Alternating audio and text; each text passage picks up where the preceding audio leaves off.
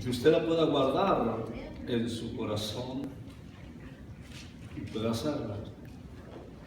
Y entonces usted verá que todas las cosas le irán bien.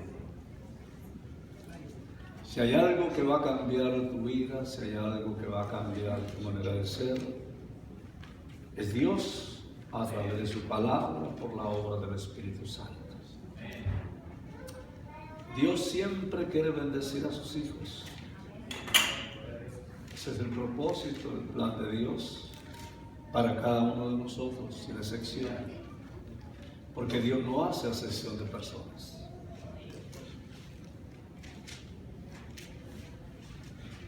Si ya tienen hebreos, si no, hay hermanos que me gustaría que se moviesen de sus bancas y colaborasen, ¿verdad? Para ayudar a aquellos que no tienen, ¿no?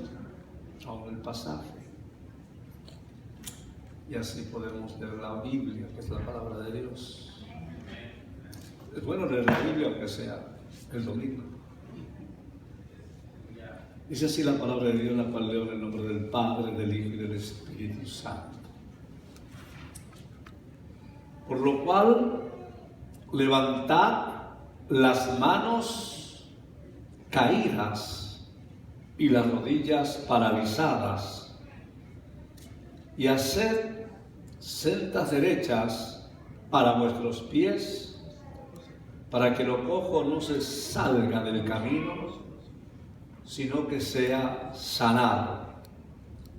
Seguid la paz con todos y la santidad, sin la cual nadie, y nadie es nadie, verá al Señor.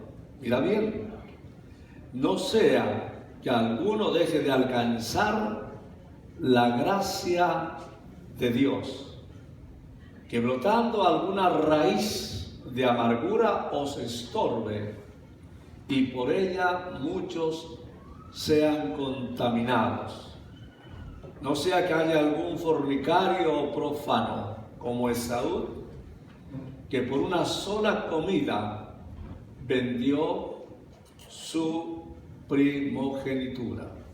Porque ya sabéis que aún después, deseando heredar la bendición, fue desechado. Y no hubo oportunidad para él arrepentimiento, aunque la procuró con lágrimas. Hasta aquí lo que dice la palabra de Dios. Vamos a orar, pedirle a Dios que Él nos ayude en este tiempo. Padre, acabamos de leer tu bendita, preciosa palabra y te pedimos, querido Espíritu Santo, que nos hables y cambies nuestros pensamientos, porque si tú no lo haces, por nosotros mismos no cambiamos y no entenderíamos tu palabra y mucho menos la haríamos. Por eso es que tenemos necesidad de ti, Espíritu Santo, para que nos hable las cosas del Padre y del Hijo, que abra nuestros oídos espirituales. Y te pedimos, Señor, que así sea, en el nombre de Jesús. Amén y amén. El pueblo de Dios dice, amén. Bienvenido, Espíritu Santo, lo necesitamos. Aleluya.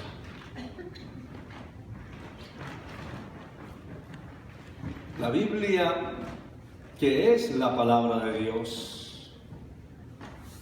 que no es un libro de cuentos, que no es un libro de historias, es la palabra de Dios. Nos enseña que algunos nacieron con la bendición, es decir, con una promesa en sus vidas. Un ejemplo así rápido, Sansón. Cuando él nació, Dios le había dado una promesa a sus padres de que sería nazareo a Dios desde su nacimiento hasta el día de su muerte.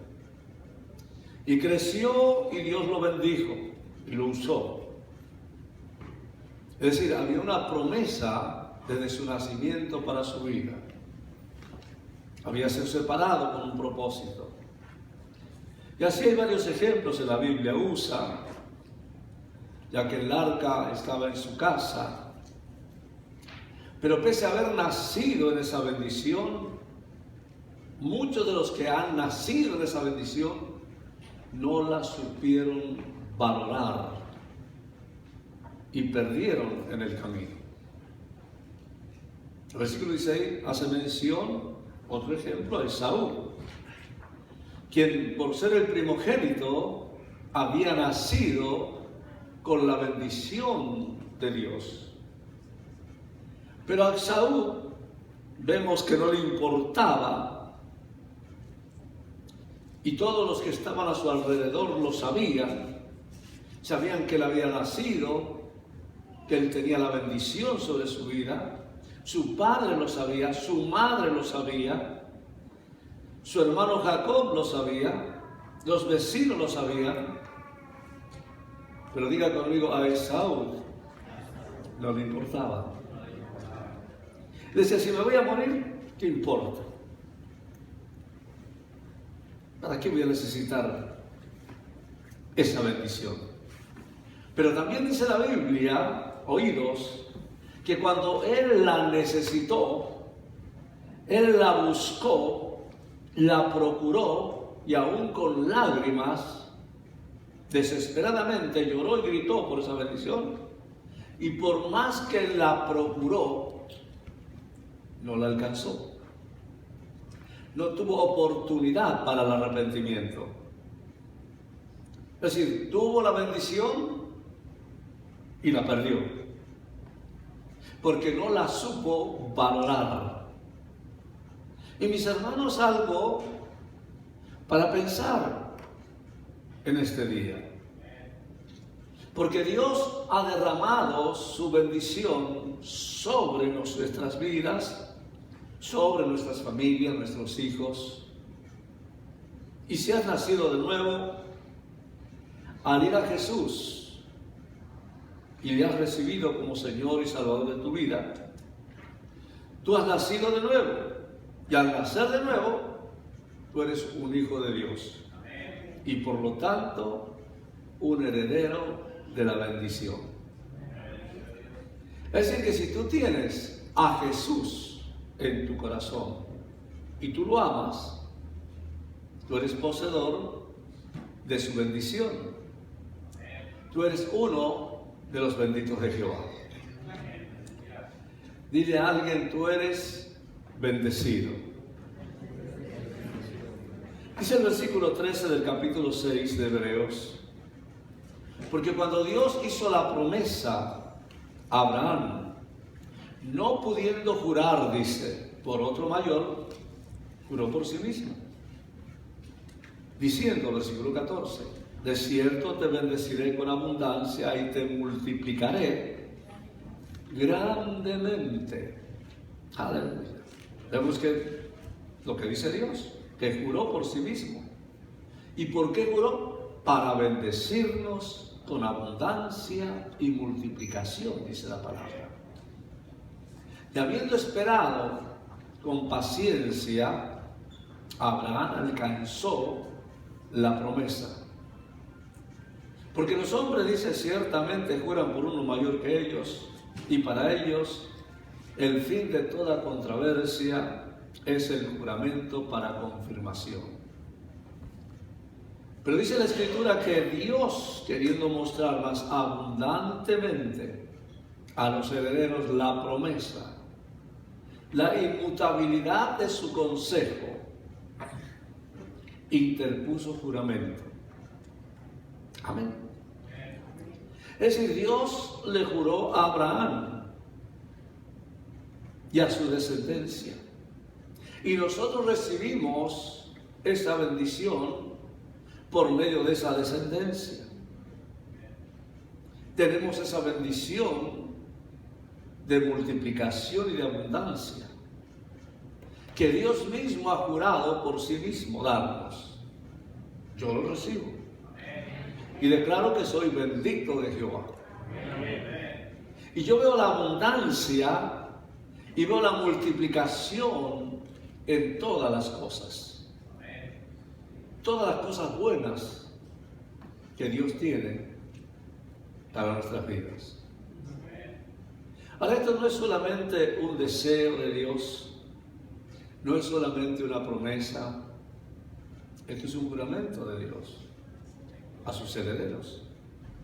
¿Cuántos herederos hay aquí de Dios? Si tú eres heredero, heredera del Señor, son para nosotros, porque las promesas son para los hijos. Entonces somos bendecidos por el Señor. Él juró bendecirnos. Pero, y el pero es importante, hay que cuidar lo que el Señor nos da. Hay que cuidar la bendición. No la podemos, mis hermanos, descuidar. Amén. Porque dice que no vaya a haber entre vosotros un profano, ¿verdad? Que vaya a pensar que nadie le va a quitar lo que tiene. Por eso hay que cuidar lo que Dios te da, porque puedes perder la bendición. ¿Y qué es ser un profano? Es alguien que no es espiritual. Es alguien que se deja controlar por la carne, que menosprecia, que no valora las cosas de Dios, que toma las cosas de Dios a la ligera y no le importan como a Esaú. Y aquí hay una advertencia para la gente que piensa así, que no se pueden tomar a la ligera las cosas de Dios. Y también hay algo más. Se pierde cuando se toma a la ligera, pero también se pierde cuando brota en nosotros una raíz de amargura. ¿Y cómo es eso, pastor? Es cuando alguien, como usted no sabe, le voy a explicar, es cuando alguien tiene un problema con otra persona y como no sabe confrontar la situación, ¿verdad? Se enoja. Y ese enojo le hace perder la paz. Se queda con eso dentro. Como decimos en el mundo, se queda con sangre en el ojo. Y cada vez que esa persona ve a la otra persona, el corazón le palpita fuerte, la presión arterial le sube y se llena de bronca. Y su reacción es hablar en contra de esa persona, criticarla y echar cizaña. Y esa cizaña tristemente se desarrolla en medio del trigo. Pero como dice el Señor Jesús, a veces uno quisiera, a mí me ha pasado muchas veces, quitar la cizaña, pero el Señor dice, podemos dañar el trigo. Qué cuidadosos debemos ser, ¿verdad? Entonces hay que esperar hasta el tiempo de la cosecha. Y entonces se separará el trigo de la cizaña y la cizaña se echará al fuego. ¿Me está entendiendo? Es clara la palabra de Dios en relación a lo que tenemos que hacer. Ahora, la vida de una persona que está amargada en su espíritu,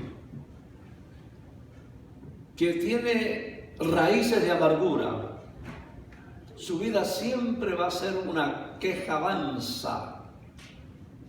Usted nunca va a oír a esas personas decir algo positivo, algo bueno, sino pura queja, pura crítica. Es decir, son pura cizaña, ¿verdad? Así que otras veces la raíz de amargura viene por una traición